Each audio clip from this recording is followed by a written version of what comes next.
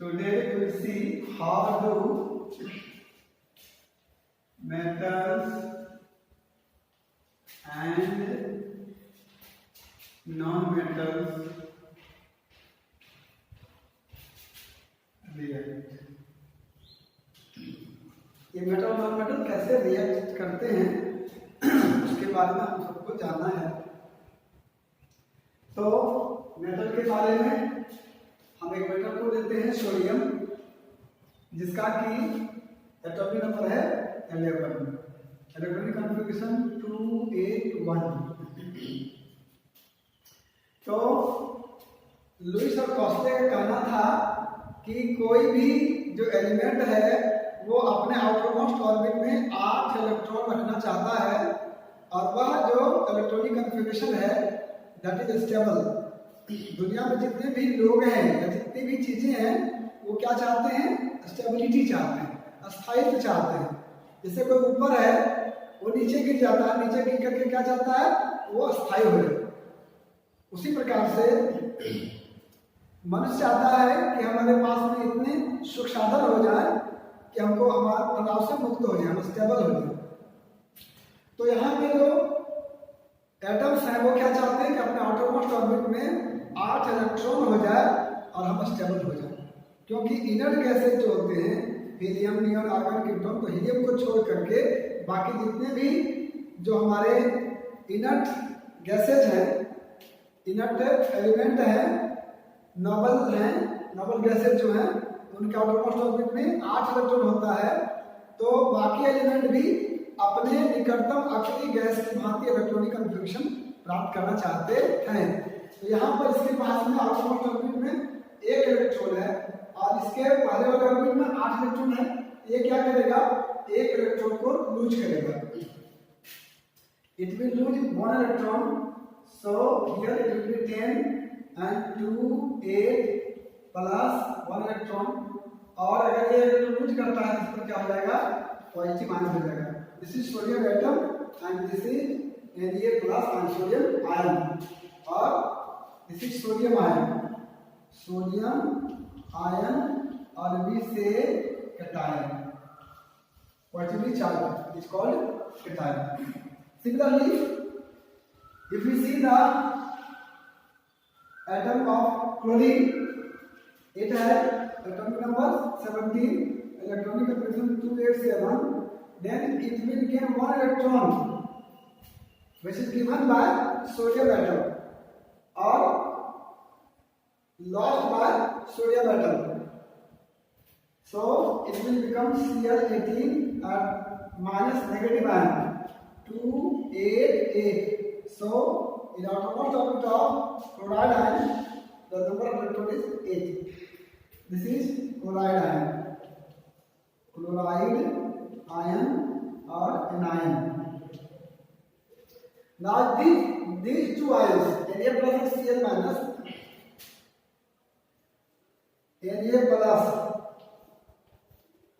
and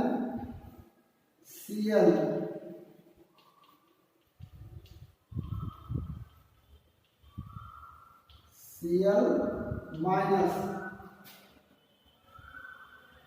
combine together by bond to form NaCl. So this is the formation of sodium chloride, NaCl, by the complete transfer of electron. Here Na loses 1 electron and this electron is gained by or received by chlorine atom, and so Na plus and Cl minus combine together and a stronger electrostatic force is between Na plus and Cl minus.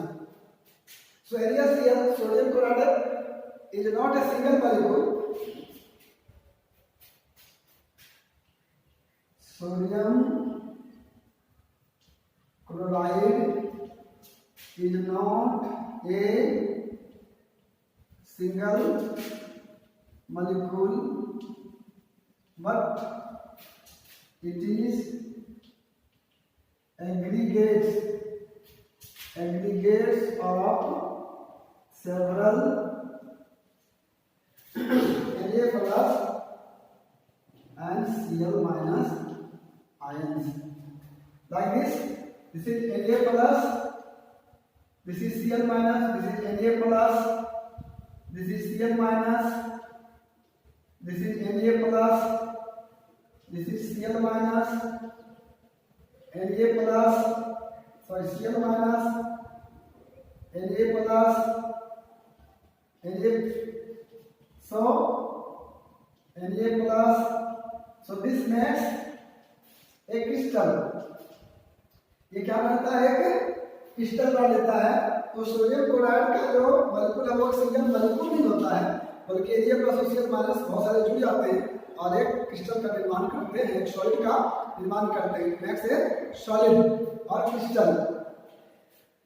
So here a bond is formed between Na plus and Cl minus, and they bonded together by a strong electrostatic force.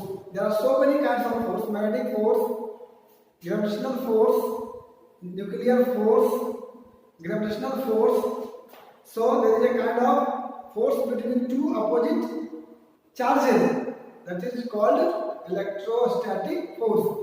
So here these two ions are bonded together by a strong electrostatic force, and this bond is called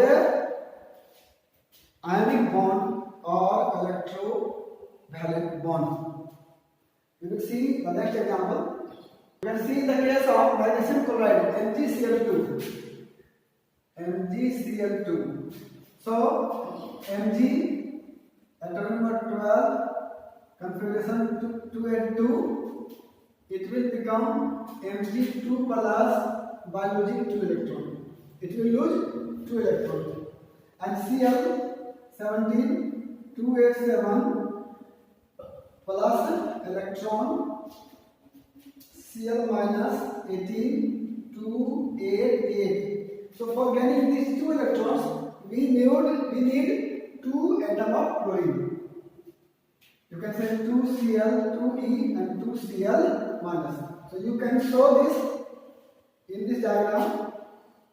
Mg2 electron, Mg2 plus, Mg2 electron, Cl and Cl.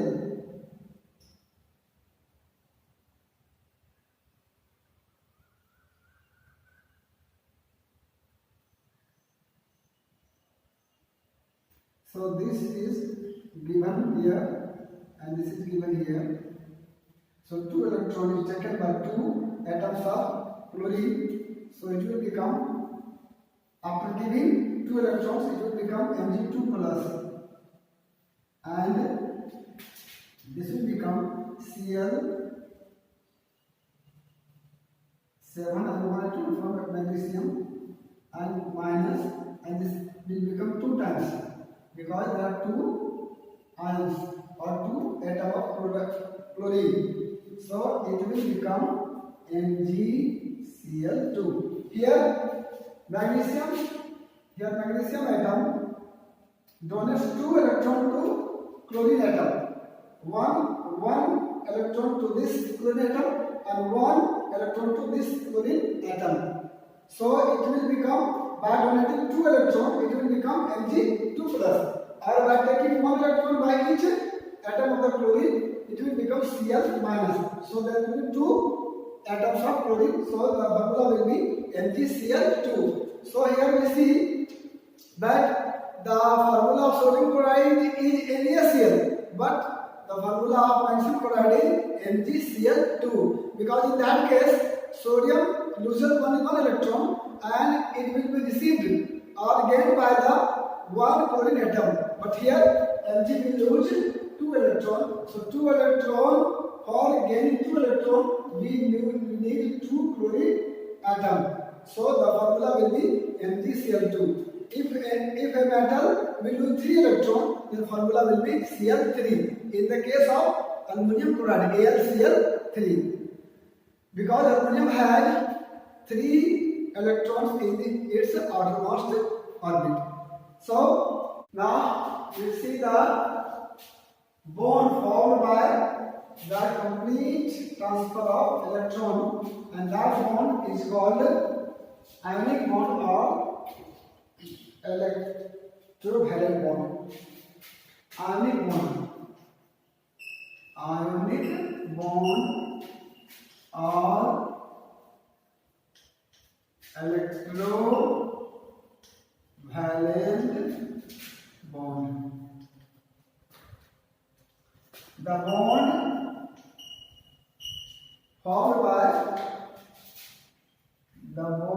formed by the complete transfer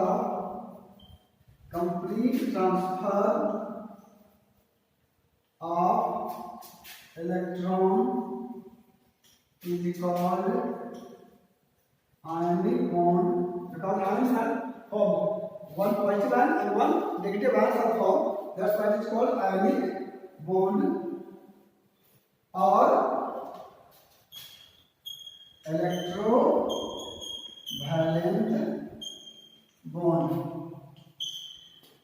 And the compound formed by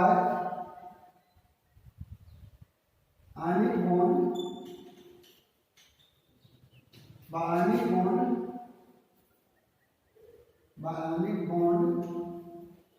is called ionic compound or electrovalent compound. Once again, we will see the example. Same example, Na11 2 8 1. It will use one electron. So here there will be 10 electron, and it will become sodium plus ion, and Cl17 287, and it will gain this electron lost by sodium atom, and this will become Cl minus 18 288, and Na plus Cl minus is bonded by the bond, or they are attracted by a strong electrostatic force, and it will form Na plus Cl minus, it will become NaCl. So NaCl will be ionic compound.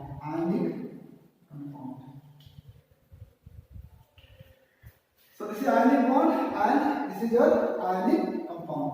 Now we will see the characteristic of ionic compound. Ionic compound के क्या खासियत होती है?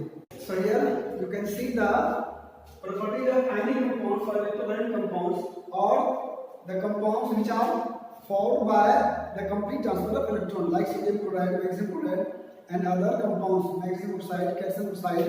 What are the properties of these compounds? First is ionic compounds are solid and hard. Ionic compounds क्या होते हैं? Solid और hard होते हैं. Why?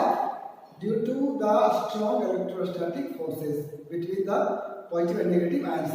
पॉजिटिव और नेगेटिव आयंस के बीच में स्ट्रॉन्ग इलेक्ट्रोस्टैटिक फोर्स होता है, इसीलिए क्या होते हैं, जितना फोर्स ज्यादा होगा तो वो उतना हार्ड होता है, और उतना ही वो क्या होते हैं, वो सॉलिड होते हैं.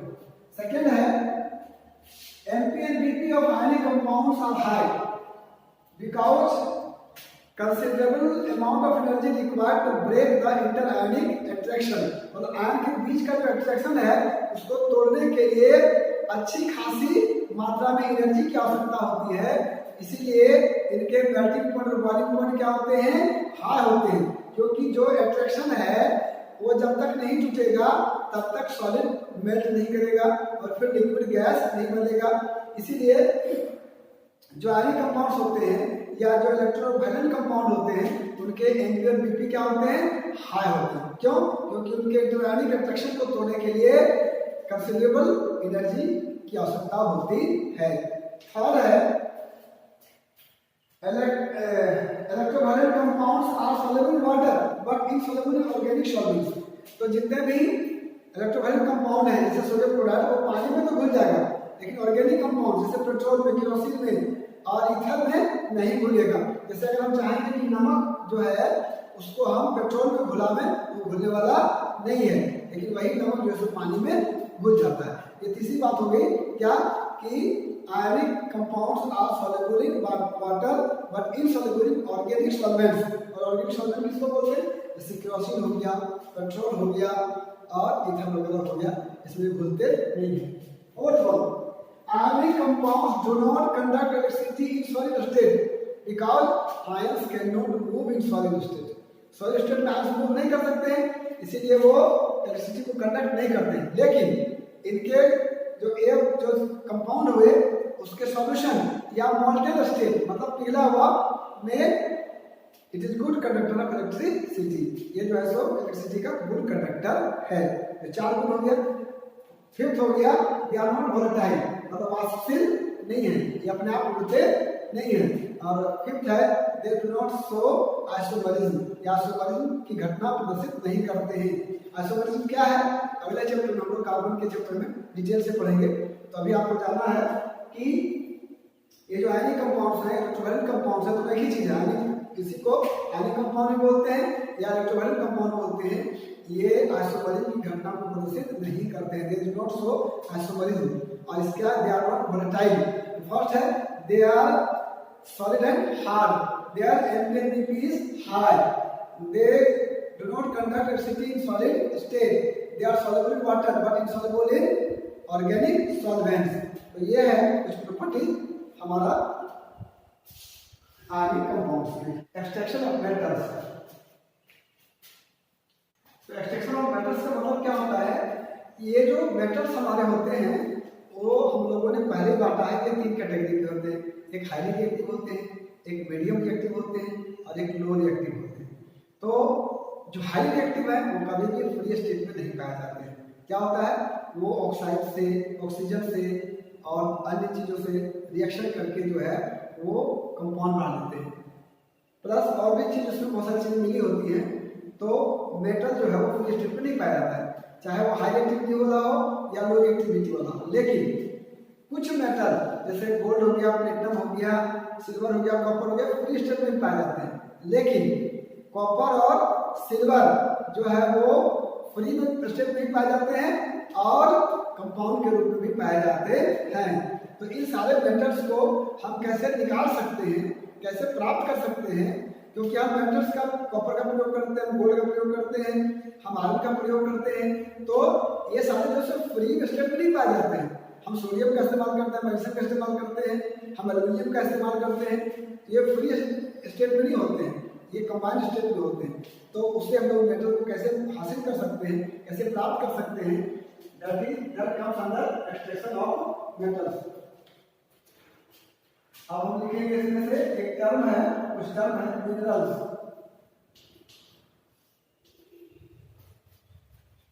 एलिमेंट्स और compounds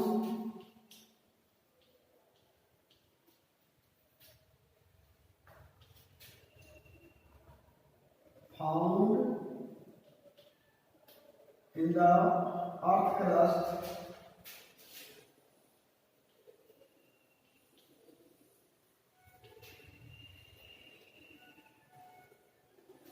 elements or compound found in the earth crust are called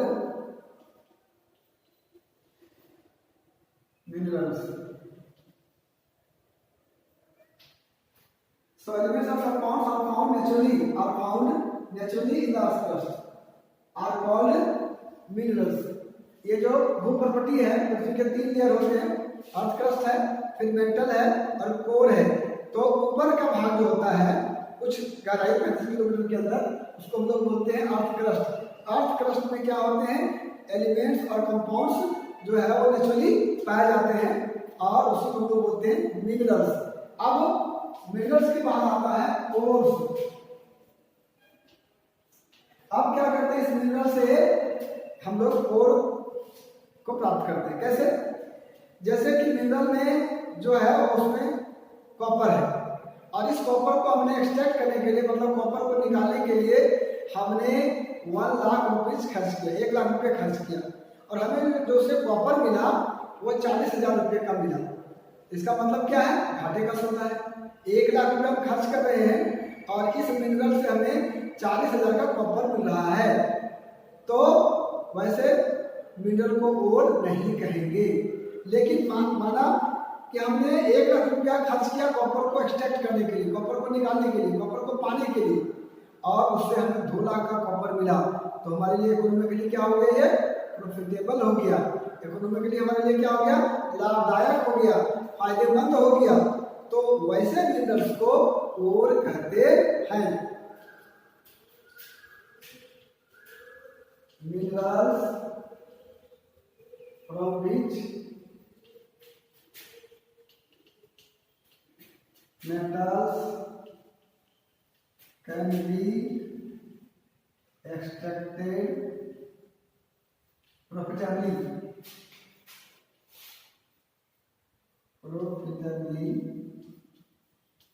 is called ores, और extracted economically profitable minerals from which, मतलब ऐसा मिनरल जिसमें metals can be extracted economically profitable are called ores, जिससे हमें आर्थिक रूप से लाभदायक हो हमारे लिए, तो उसको हम लोग क्या बोलेंगे, ओर्स बोलेंगे। और अगर हमारे लिए आर्थिक रूप से लाभदायक नहीं है तो उस मिनरल्स को ओर्स नहीं कहेंगे। तो ओर्स जो है मिनरल्स है, सारे मिनरल्स ओर्स नहीं है। कौन से मिनरल ओर्स है, जो हमारे लिए इकोनॉमिकली प्रॉफिटेबल है। अब ओर्स में क्या होते हैं, गैंग, GANGUE, गंगू नहीं, गैंग क्या है। अब ओर्स में जो इम्प्योरिटीज हैं, अशुद्धियां हैं, उसी को हम लोग बोलते हैं gang. Impurities present in an ore is called gangue। तो क्या बोलते हैं, गैंग बोलते हैं। और उसके बाद में फ्लक्स। अब इस गैंग को रिमूव करने के लिए एक्सटर्नल सब्सटेंस जो उसमें मिलाया जाता है, बाहर से डाला जाता है, उसको लोग बोलते हैं flux. External substance added to an ore to remove the gangue को निकालने के लिए is called फ्लक्स, इसको फ्लक्स बोलते हैं। अब ये जो गैंग है और ये फ्लक्स है वो आपस में मिल गया और इसे जो बना मिल करके वो उसको बोलते हैं स्लैग।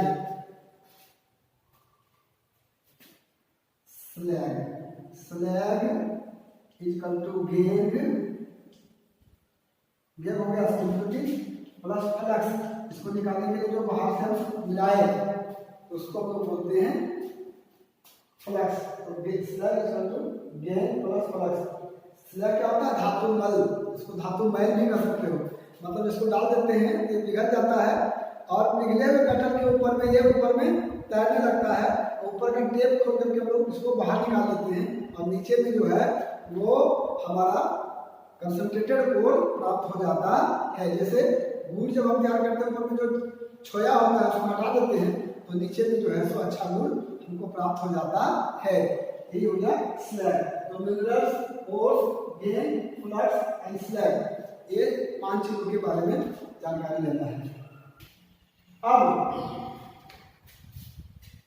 मिनरल्स जो अर्थ क्रस्ट पर एलिमेंट्स और कंपाउंड्स पाए जाते हैं नेचुरली, प्राकृतिक रूप से, उसको लोग मिनरल्स बोलते हैं।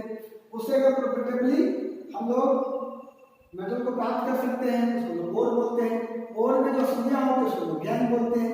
गैंग को निकालने के लिए जो हम लोग उसमें ऐड करते हैं मटेरियल उसको लोग फ्लक्स बोलते हैं। और गैंग और फ्लक्स मिल करके जो बनता है उसको लोग स्लैग बोलते हैं। अब हम लोगों को जो है सो मेटल को प्राप्त करने के लिए अलग अलग मेथड्स हम लोग यूज करते हैं, इसको लोग मेटलर्जी बोलते हैं, जिस टेक्निक का हम लोग उपयोग करके मेटल्स को प्राप्त करते हैं। और उसके लिए हमने बताया है रिएक्टिविटी सीरीज, जैसे बताया था potassium, sodium, magnesium, aluminium, aluminium के बाद zinc, iron, lead, copper, mercury, silver, gold, हाँ calcium, magnesium, potassium, sodium, calcium, magnesium, aluminium, ये जो है हाईली रिएक्टिव है। जिंक, ये जो है मिडिल रिएक्टिव है। और SgAgAu जो है RPG ये लेस रिएक्टिव है। तो 3 तरह के मेटल में इसको बांटेंगे। और मेरा सबसे पहला जो काम होगा वो पहले तो जो कोर्स में अशुद्धियां उसको दूर करेंगे, इसको बोलते हैं कंसंट्रेशन। और कंसंट्रेशन की अलग विधियां हैं जिसको आप अलग आगे वीडियो में देखेंगे। और उसके माध्यम से हमें क्या करना है, हमें मेटल के ऑक्साइड प्राप्त करना है, because it is easier to obtain metal from its oxides rather than its sulphide और कार्बोनेट्स ओर्स। सो मेरा पहला फर्ज है, दायित्व है कि अगर कोई भी ओर है जो कार्बोनेट के रूप में है या सल्फाइड के रूप में है, उसको हम सबसे पहले किसमें कन्वर्ट करें, ऑक्साइड के रूप में। और फिर ऑक्साइड के रूप में जब हमें मिल जाएगा तो उसका हम करेंगे रिडक्शन, और रिडक्शन करेंगे तो हमें मेटल मिल जाएगा। अब रिडक्शन का भी अलग अलग प्रोसेस है। जो लो रिएक्टिव मेटल है उसके ऑक्साइड को सीधा गर्म कर देंगे, मामूली केवल हीट कर देंगे तो मेटल हमको मिल जाएगा, ऑक्सीजन अलग हो जाएगा। रिमूवल ऑक्सीजन क्या कहलाता है, रिडक्शन। जहाँ रिडक्शन हुआ बाय हीटिंग प्रोसेस। और जो मीडियम वाले हैं, जो बीच वाले हैं, उसमें हम लोग क्या करेंगे कि हम लोग उसके ऑक्साइड को कार्बन के साथ, कार्बन क्या रिड्यूसिंग एजेंट, कार्बन के साथ हीट करेंगे तो फिर हमें मेटल मिल जाएगा और ऑक्सीजन अलग हो जाएगा। लेकिन जो हाईली रिएक्टिव है जैसे सोडियम हो गया, पोटेशियम, सोडियम, कैल्शियम हो गया, इसको हम लोग कार्बन के द्वारा रिड्यूस नहीं कर सकते हैं। इसका हम लोग करते हैं इलेक्ट्रोलाइटिक रिडक्शन। मतलब जब इसमें हम लोग इलेक्ट्रिक, इसके फ्यूज स्टेट में जब हम इलेक्ट्रिक करंट पास करते हैं तब फिर ऑक्सीजन इनसे अलग होता है, और तब यहाँ पे भी होता है रिडक्शन। करेंगे रिडक्शन ही, लेकिन क्या होगा, रिडक्शन करने के अलग अलग तरीके होंगे। एक जो बेचारे नीचे हैं कम रिएक्टिव है, वो आसानी से बात को समझ जाते हैं, तो केवल हीट कर देने से हमें मेटल मिल जाएगा उनके ऑक्साइड से। और मिडिल वाले जो है उनको क्या करना पड़ेगा, कार्बन मिला करके हीट करना पड़ेगा उनके ऑक्साइड को, तब हमें मेटल मिलेंगे। और जो ऊपर वाले हैं उनके ऑक्साइड को हम लोग ना ही हीट करके ना ही कार्बन ऐड करके हम लोग प्राप्त कर सकते हैं, बल्कि उसका इलेक्ट्रोलाइटिक रिडक्शन करना पड़ेगा। जिसका एग्जाम्पल मैंने पहले बताया था कि कुछ लोग जो है वो आसानी से मान जाते हैं, कुछ लोगों को दंड देना पड़ता है, और कुछ लोगों को जो है जो बिल्कुल नहीं मानते हैं, एकदम विक्षिप्त हो जाते हैं, पागल स्तर पर पहुंच जाते हैं, उनको कांके ले जाकर के करंट देना पड़ता है, तब उनका दिमाग ठिकाने पे आता है। तो यहाँ पे भी 3 कैटेगरी के जो है मेटल्स हैं उनका उपचार 3 तरीके से किया जाता है। इसी में 2 टर्म है, एक कैल्सिनेशन और एक रोस्टिंग, जिसको अभी हम एक्सप्लेन करेंगे। और उसके बाद नेक्स्ट जो आपके पास में वीडियो होगा उसमें फिर हम लोग देखेंगे कि कंसंट्रेशन के लिए कौन कौन से मेथड होते हैं, और फिर कैसे हम प्योर मेटल को प्राप्त करते हैं। That will you get in the next video. But here इसको देखेंगे calcination.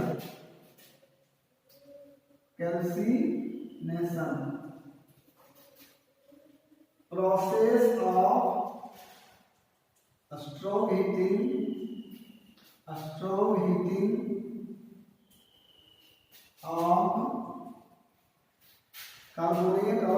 of carbonate or hydrated hydrated pores in absence of air, in absence of air or in limited air, or in limited air is called calcination. Calcination. तो calcination में हम क्या करते हैं कि ये जो कार्बोनेट के ओर्स है, ये हाइड्रेटेड है, जिसमें वाटर की डाइजेशन है, उसको हीट करते हैं, स्ट्रॉन्ग हीट करते हैं बिना एयर के या मामूली मात्रा में एयर के, तो उससे हमें क्या होता है, ऑक्साइड प्राप्त हो जाता है। तो इसको लोग कैल्सिनेशन करते हैं। जैसे जिंक कार्बोनेट, इसको हम लोग क्या करेंगे, हीट करेंगे, हीट, तो ये हो जाएगा ZnO plus CO2 without air, without oxygen. यहाँ पे हम लोग हीट कर रहे हैं तो जिंक ऑक्साइड, मतलब ऑक्साइड हमको मिल गया। हमारा पर्पस है कि मेटल का ऑक्साइड हमको मिल जाए, क्योंकि it is very easy to get metal from its oxide, but it is very difficult to get metal from its carbonate and sulphide. So this is the first process to obtain metal oxide. This is calcination, process of strong heating of carbonate or hydrated ores in absence or in limited air is called calcination. So this process is calcination. Second is roasting.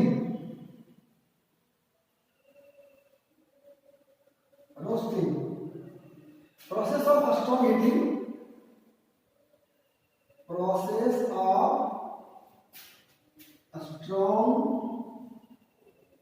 strong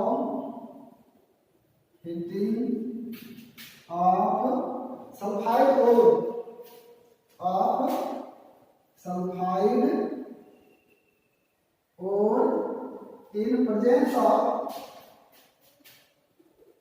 in presence of